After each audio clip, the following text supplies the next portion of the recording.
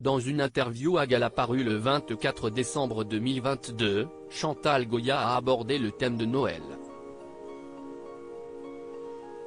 La chanteuse a révélé les cadeaux qu'elle avait l'habitude d'offrir à ses enfants et petits-enfants, et a raconté un mauvais souvenir survenu en 1980. C'est en 1964 que Chantal Goya a fait la connaissance de l'auteur-compositeur-interprète Jean-Jacques Debout. Lors de leur rencontre, celui-ci s'est adressé à la chanteuse en lui faisant une incroyable prédiction.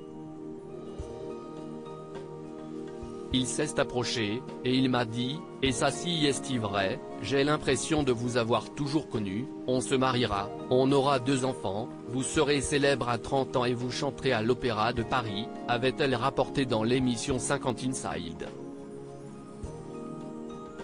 Tout ce que lui a déclaré Jean-Jacques Debout a finalement eu lieu.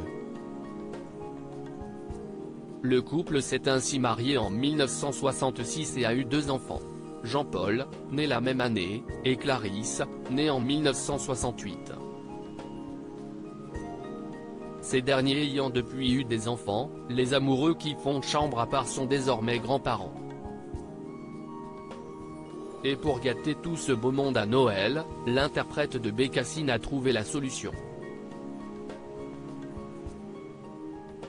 Pour mes enfants, ce sera des pulls col roulé en cachemire et pour mes petits-enfants plutôt des cadeaux pratiques, a-t-elle déclaré lors d'une interview à Gala consacrée à cette fête.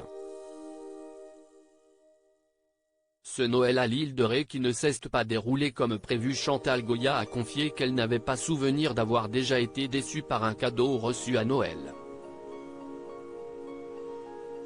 En effet, celle qui était amie avec Johnny Hallyday demande toujours des cadeaux pratiques comme un agenda, un pyjama en pilou, une eau de toilette.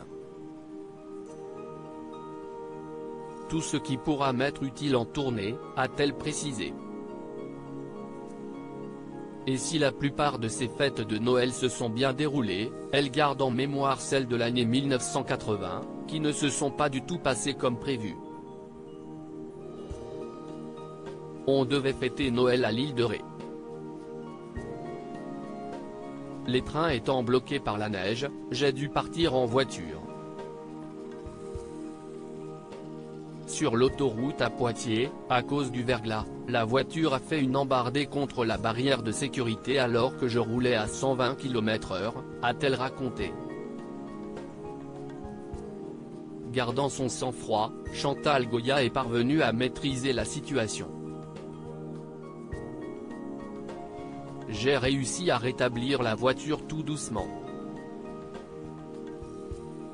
Je me suis arrêté à la première station-service et impossible d'ouvrir ma portière. J'ai fini la route en roulant à 10 km/h.